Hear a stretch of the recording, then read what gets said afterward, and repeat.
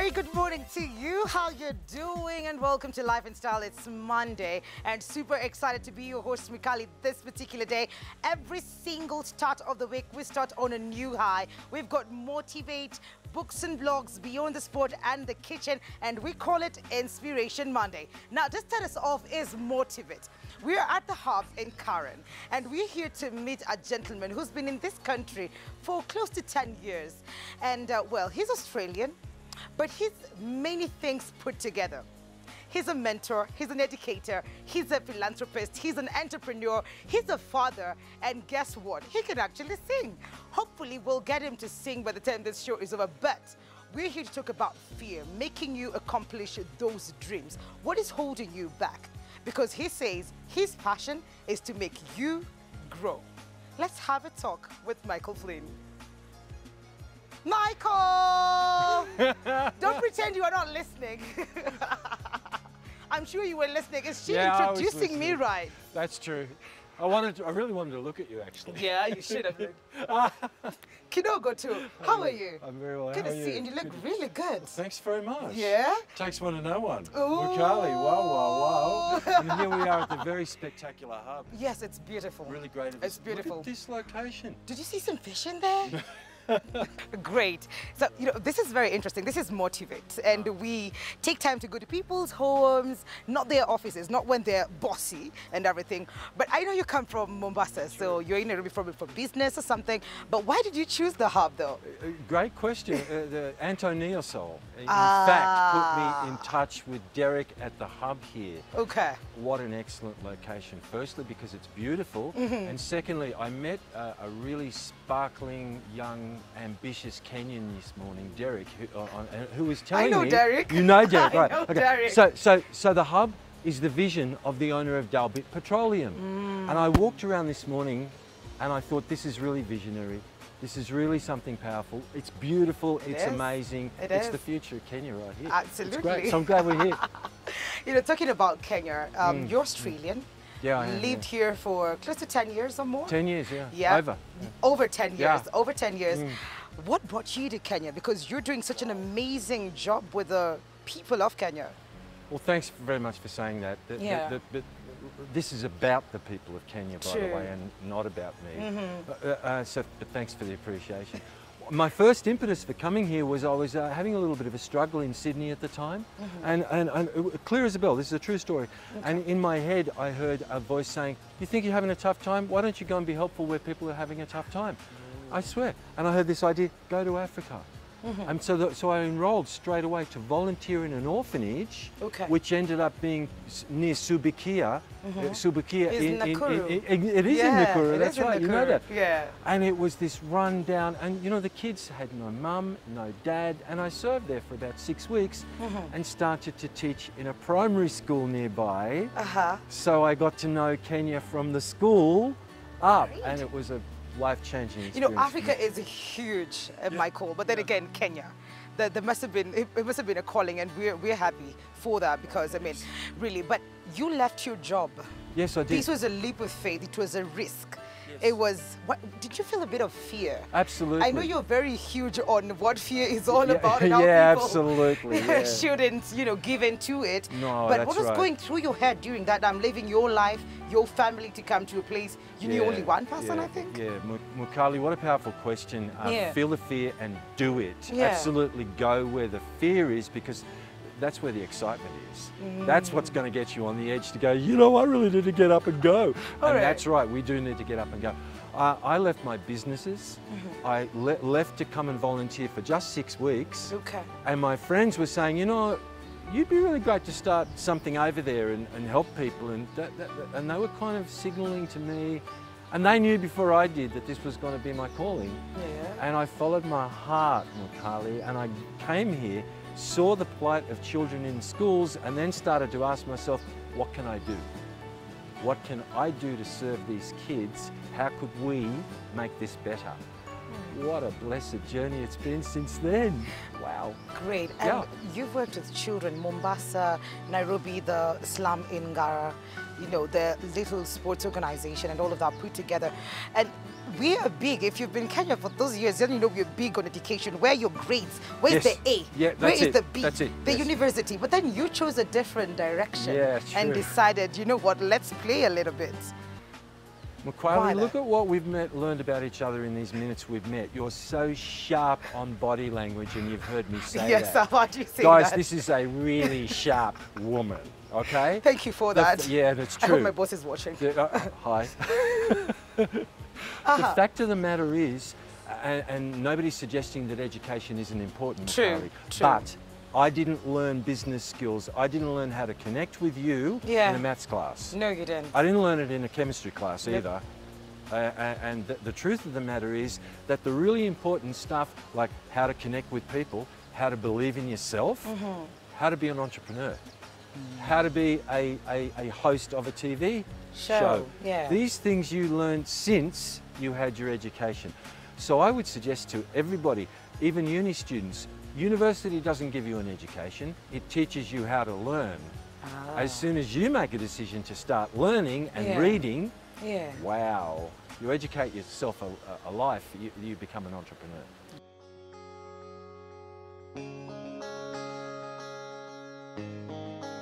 What really holds us back? How do you take those steps, baby steps, to actualizing or taking that leap of faith?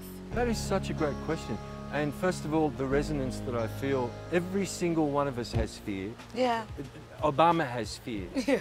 Nelson Mandela had fear. Muhammad Ali had fear. Yeah. And those are some of my great icons. I mean, Martin Luther King was in fear of his life all the way. Yeah. And yet there was something bigger that drove great people like Michelle Obama, True. like Oprah Winfrey, another one of my heroes.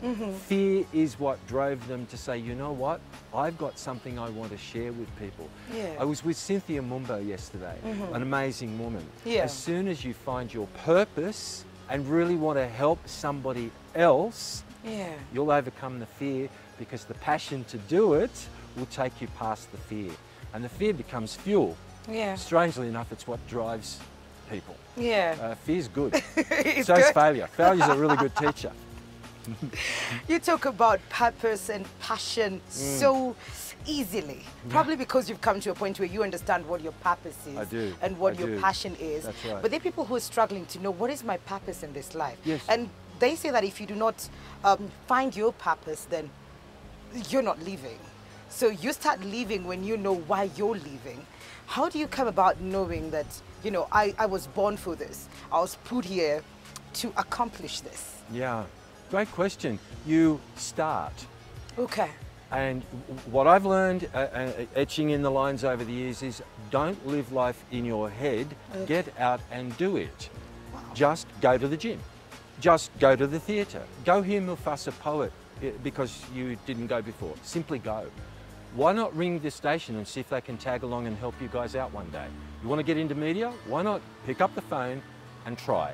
And why not turn up and say, I don't want to be paid, let me help you. Find your passion by doing and unleash into it. And as soon as you find that thing that you want to do, just do it. Want to be a millionaire? Help a million people. Want to be a billionaire? Help a billion people. Great. Go for it. So what you're saying is that it will not happen if you're not doing anything. Absolutely. We make a choice in every single moment. Am I going to watch TV? Am I going to get comfortable? Success is not comfortable. Success is about getting uncomfortable. Comfort will rob you of your dream. Everybody I know, Boniface Mwangi, Mombasa Poet, Anto, He's a great Cynthia poet. Mumbo, Chef Ali. Yeah. These guys, I've hung out with these guys. These guys are very driven, not what you call comfortable, because they're trying to change the world. They want to make change. They want to make positive change in Kenya the way I do. We're a powerful young nation.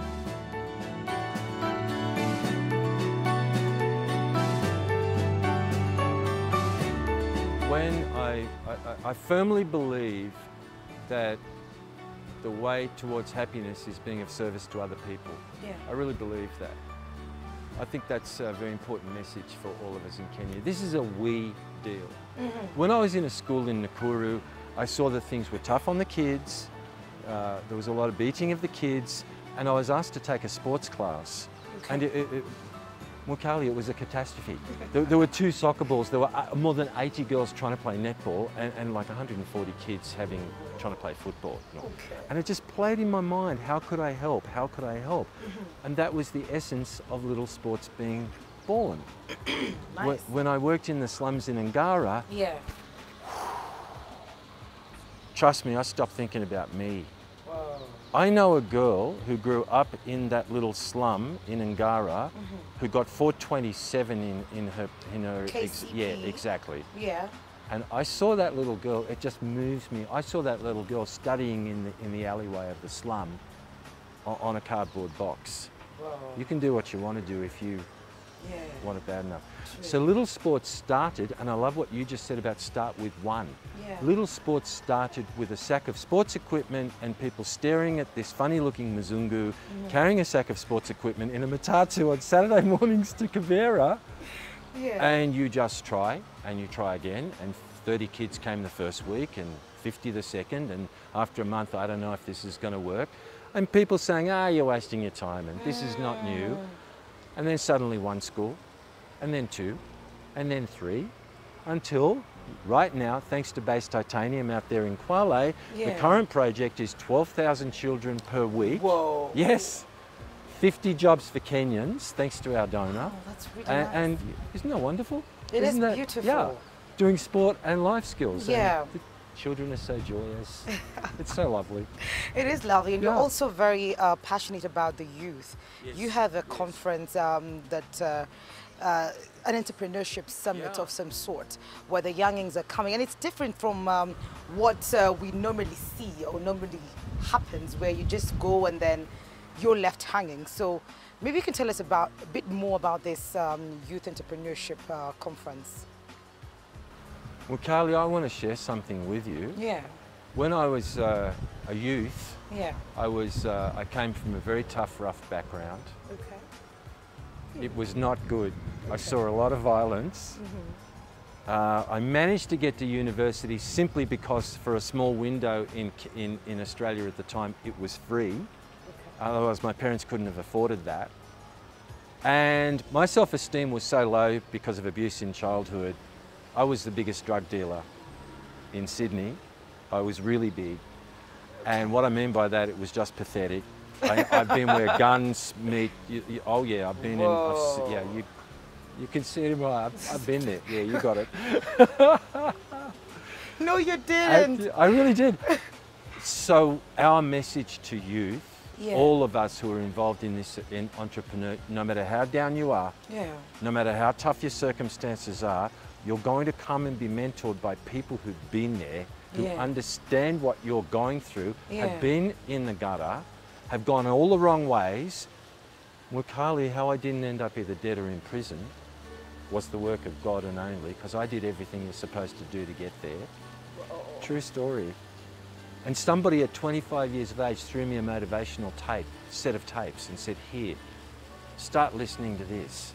So right now there's a lifetime of personal growth and the how to actually do this. Is that why you've brought people together like Boniface, Mufasa? Yes. Is it because of their background? Yes, and if you look at each one, Anto, Boniface, Cynthia. Cynthia is now a CEO and recently came back from the United States, invited on an entrepreneurship, so you probably know how great she is. And she started her big job in the UN, and they gave her a slasher and said, go slash the grass. Whoa. And she was expelled from school in Canberra. Boniface has a similar story. Anto, I was with Anto yesterday talking about, I said, the question I really want to ask you, bro, you're just a kid running around in a normal Wananchi school and you think you can be a pop star. You think you can be a pop star. How are you going to do that? And he said, exactly. That's what it's about. Yeah. Mufasa's the same. True. His mum rings him and says, well, so when are you going to get a job? And this is an incredibly gifted artist who can teach us so much about how to actually do this. We teach you the how. Wow, that's interesting. I would love that. And then what happens? What happens after that? So I know my how to do this. Yes, but, you do. You know, there's so many other things like funds. There's so many other things like mentorship. Are you going to hold my hand along the way? That is absolutely what we plan to do. So in January, we're launching a 12-week course. So the overview of the course is the first 3 weeks is about the mental attitude of how to overcome that fear. Yeah. And reaching into the youth's hearts and saying, we know what you're going through. This is what you're currently thinking. Yeah. You got your dream here and you got your head going, I can't do this, I'm not good enough, and all that stuff that's going on for all of us. So we're going to deal with that. Then we're going to week by week show you how to do this. And yes, we're going to hold your hand. We're going to show you how to stand in a meeting when you meet the big guy or girl, woman. Yeah. We're going to tell you what to say. We're going to let you role play that. We're going to put you in touch with big people who are going to critique you on the way. We're offering $1 million bob worth of startup funds. Whoa, that's really nice. To the guys who really step up and get serious. Okay. We're going to put them in touch with funders, both local here, big Kenyans are getting involved, big brands will be involved, I'm sure they will want to be. Yeah, definitely. And we're going to take people right through the process of how and actually assist them with their funding. But you know what? They've got to earn it. Yeah, absolutely. Just like Absolutely. you have. Absolutely.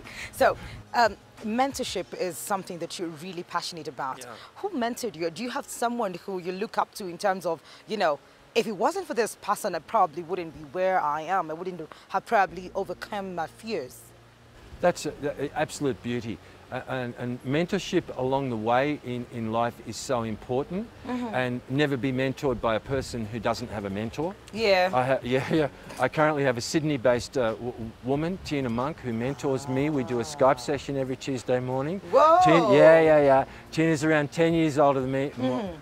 Carly, wow, is this woman sharp? Like just, you know, boom, and I go, oh, the fear's there or whatever's going on, you know. I get it. I'm not walking my talk. Wow. Most people would think that, you know, I'm just good by myself. If I listen to Michael Flynn talk once, I'm good to go. But what would you say is the importance of those weekly conversations with your mentor? First of all, know this. Success is not a destination. It's a journey about what we think and do the minute we wake up each morning. Great. It's how we live our lives. We don't arrive. I've still got bigger dreams. It's a daily practice of what's next, what next. I listen to motivational stuff every single day of my life. I exercise every single day. I told you look fit. I told you. Okay. You gotta earn it. It's how we live. Other mentors, Muhammad Ali. Yeah. For me, Jimi Hendrix. I love hanging around with Boniface Mwangi. That's one incredible. Anto Neosol. I mean, wow. Mufasa. Wow. What a brain. Cynthia Mumbo. Yeah. Nelson Mandela. Spent 26 years in a prison and said I was all free. Absolutely. I mean, wow. Yeah. Oprah Winfrey. What does it do to you though? You know, like, you know, the steps, maybe we can take a walk and look at these beautiful gardens. But what does it do to you when you have someone holding your hand and the importance of that? What is the importance of a mentor? For everyone out there who thinks they're just fine. The most important thing is to be teachable yourself. Yeah. Anybody who wants to be a mentor and be big and be an entrepreneur needs to learn from others. Let's take an example of Richard Branson. Look at what he did when he started the space business. He doesn't know anything about the space business. His real talent as an entrepreneur is to be teachable. So the first thing he does is make phone calls to people who do know about the space business and said, could you tell me how to do this? That's a smart person at work. Being teachable is what makes us successful. Success is a we deal. As you go through life, you gain experience with so many different businesses, which is why people can be on boards in an industry that they have never actually been in, because the rules of business are actually very simple. There are only two things you need to be an entrepreneur, for example. Okay. Passion and analysis. And if you can do those two things, you can do it. If you learn how to do it. Yeah. Just passion and analysis. That's it. You only need two things. So, wow. Yeah. We're going to be getting more of this. I mean, what you're doing with the youth and the entrepreneurship conference, this is the message. Absolutely. That they'll be hearing more of this. and the how. The important thing, and we're all very driven guys, the team is very driven. Yeah. This is not about us. Yeah. This is about you. Yeah. This is about you being able to do this stuff. We're very practical. From us, you get the how. Great. From guys who came from the tough places, who've done it. Done it. And how do I get to be part of this conference? You register online Okay. with us, and then we put you in a big draw, and depending on how many people register. And then we find some beautiful entrepreneurial brand that wants to give us a space to do this in, and you start turning up 12 Saturdays in a row, and the transformation will happen if you want it bad enough. That's really nice. So what are we looking for online? What is that online web page? You go to my Facebook page, Okay. Michael Flynn Mentor, and the details will be posted there. And Absolutely. You'll So you're looking at the universities, or yes, okay, yeah. As you know, we just completed a Kenyatta and All Saints. We're going into 5 Mombasa universities very soon with this, and we're looking at all the other universities. We want to reach the youth. We want to reach the dynamic people in the youth who really want to do something with their lives. that means the age is covered at 35. Well, you know, you can pull it. So if 35 and below, do you have an age limit, or it's open for anyone who thinks they have this entrepreneurial thing burning in them, but they don't know how to do it and they would like to reach out to learn the how? We're putting an age bracket of 18 to 35, Okay. but you know what? Never give up. All right. If you're a 40-year-old and you've got it going on and you want to be included, you're either going to find a way or you'll find an excuse.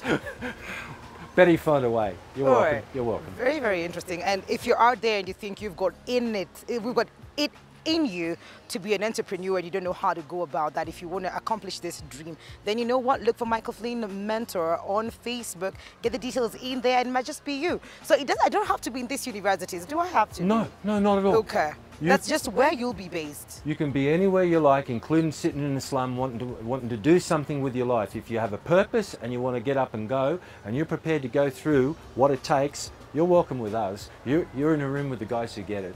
All right. You're already doing big things with the society right here, from Nairobi to Mombasa, and people can feel your presence in terms of how you would like to change or help them change their livelihoods, which is very, very important. But looking at, you talked about having big dreams. Looking at 5 years from now, Michael Flynn, what will you be doing? What is that other thing that you're heading towards? Because you've taken care of us in terms of playing games and helping us in that way. Then you've gone to the youth, from the children to the youth. What next? I have an incredibly powerful, burning light inside me that flies me out of bed in the morning. Every single morning, I'm excited. I want to change the way we think. Wow. I want us to build our self-esteem as Kenyans, and to know that we are the toughest, smartest people in the world. Absolutely. And I really, this is a big dream, I'm almost scared to tell you. I'd really like to change the way we engage with the West. Okay. And I would really like the West to change the way it views us. The old, poor, struggling African person who needs a donation, you know, and a pat on the head and some patronising, needs to die. Right. Do you have any philosophy, mantra, a motto you live by? You think about it, meditate about it, that keeps you focused on what you do every day? Yeah, I have a few of them actually. The first one is, we is bigger than me. A life of service is better than a life of self-centeredness. Wow. We is bigger than me. And the other one I stole from an incredible motivational speaker called Dennis Waitley. If you think you can, you can. If you think you can't, you can't. It's an inside job. As soon as we decide to be successful and are prepared to walk through the fire and the ups and downs and the tears and all that it takes to get there, we can. We really can. I hear you, one of those people who make people walk on fire. Why? Are you going to do that with me? Well, I think I'm going to take you Come up on, on that. Nipoa. Yes, definitely going to do that. Why not? Yes. So I'm not going to get burned. Or is it the perseverance? So I'm getting burned, yes, but then I can walk through this. It's actually through your mind. That's exactly. And why it's such a beautiful thing to do and great to fire you up, sorry, pardon the pun, is that you think you can't. and you think you're going to get burned. Yeah. Just like the entrepreneur thinks, I'm going to lose my money and I'm going to do this and my mum's not going to approve and my dad wanted me to be an accountant and now I've just... And the truth is, yes you can. Wow. Come and do it with me. Yes you can. Yes, you really can.